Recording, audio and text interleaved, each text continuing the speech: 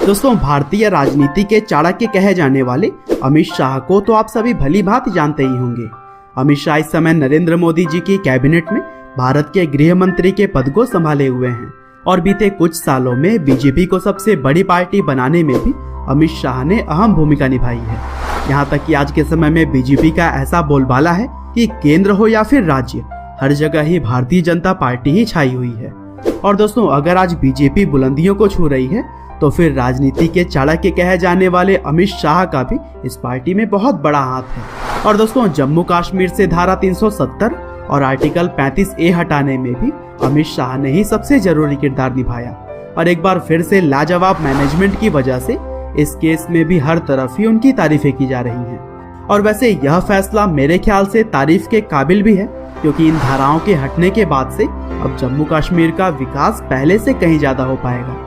लेकिन चलिए आज की इस वीडियो में हम जानते हैं कि किस तरह से सफर तय करते हुए अमित शाह ने राजनीति में यह मुकाम पाया। तो दोस्तों, इस कहानी की शुरुआत होती है 22 अक्टूबर 1964 से, जब सपनों के शहर मुंबई में अमित शाह का जन्म हुआ।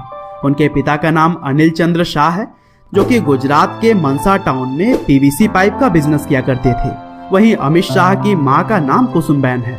और दोस्तों, भले ही अमित शाह का जन्म मुंबई में हुआ, लेकिन गुजराती होने की वजह से वह गुजरात में ही पले बढ़े। उन्होंने अपनी शुरुआती पढ़ाई मेहसान शहर के एक स्कूल से की और फिर आगे चलकर CU Shah science college Ahmedabad से उन्होंने बायोकेमिस्ट्री की पढ़ाई की है। और दोस्तों, कॉलेज का ही वह समय था जब अमित शाह पहली बार राजनीति से रूबरू हुए और कॉलेज में रहते हुए ही वह RSS के स्वयं सेवक बन गए थे। हालांकि कॉलेज खत्म होने के बाद से उन्होंने अपने पिता के बिजनेस में भी थोड़ा बहुत हाथ बटाया, साथ ही कुछ समय तक एक स्टॉक ब्रोकर के तौर पर भी काम किया।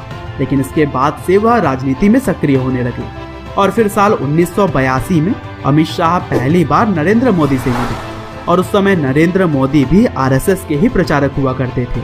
और फिर आगे चलकर अखिल भारतीय विद्यार्थी परिषद से राजनीति शुरू करने के बाद 1987 में अमित शाह ने बीजेपी ज्वाइन कर ली।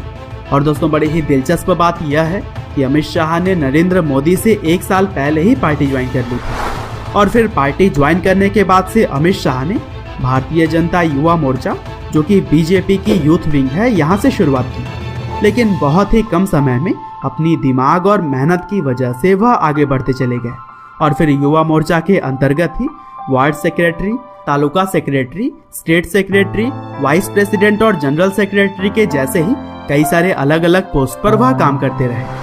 और फिर 1991 के लोकसभा इलेक्शन में लाल कृष्ण आडवाणी के चुनाव कैंपेन को मैनेज करते हुए अमित शाह पहली बार लाइमलाइट में आए। और फिर 1995 में बीजेपी ने पहली बार गुजरात में सरकार बनाई, जहां पर कांग्रेस उस समय तक बहुत ही ताकतवर थी। और दोस्तों, इस चुनाव में नरेंद्र मोदी और अमित शाह ने मिलकर लाजवाब काम किया था और दोनों के दिमाग की वजह से ही पहली बार गुजरात के अंदर बीजेपी की पार्टी ने चुनाव जीता था। और फिर पार्टी में शानदार काम को देखते हुए अमित शाह को सरखेज नाम की जगह से विधायकी चुनाव लड़ने का मौका मिला और कहा जाता है कि अमित शाह को टिकट दिलाने के लिए नरेंद्र मोदी ने भी सिफारिश की थी। और इस तरह से उस समय ही मोदी और अमित शाह की दोस्ती सर चढ़कर बोलने लगी थी और यह चुनाव भी उन्होंने अपने नाम कर लिया था। और फिर आगे चलकर 1999 में Amit Shah Ahmedabad district cooperative bank यानी कि ADCB के अध्यक्ष बनाए गए। और बड़ी ही इंटरेस्टिंग बात यह है कि बैंक उस समय तक घाटे में चल रही थी, लेकिन अमित शाह के अध्यक्ष बनने के महज 1 साल में ही यह मुनाफे में आ गई। और फिर 2001 में जब केशुभाई पटेल को हटाकर नरेंद्र मोदी को गुजरात का CM बनाया गया, तब अमित शाह ने भी गुजरात की कैबिनेट में अलग अलग मंत्रालय संभाले। और दोस्तों, एक समय तो ऐसा था जब 12 मिनिस्ट्री वह खुद अकेले ही संभाल रहे थे। और फिर इसी तरह से आगे भी अमित शाह बीजेपी की पार्टी में अहम किरदार निभाते हुए चले गए। और फिर 2014 के लोकसभा चुनाव में नरेंद्र मोदी को जिताने में भी अमित शाह ने अहम भूमिका निभाई थी और इसी साल उन्हें बीजेपी का राष्ट्रीय अध्यक्ष भी बनाया गया। और दोस्तों, यहाँ से तो अमित शाह के दिमाग और नरेंद्र मोदी के नेतृत्व में भारतीय जनता पार्टी ने कभी भी पीछे मुड़कर नहीं देखा, क्योंकि 2014 के बाद से 2019 में भी बीजेपी ने एक तरफा जीत हासिल की और इस बार अमित शाह को गृह मंत्रालय सौंपा गया।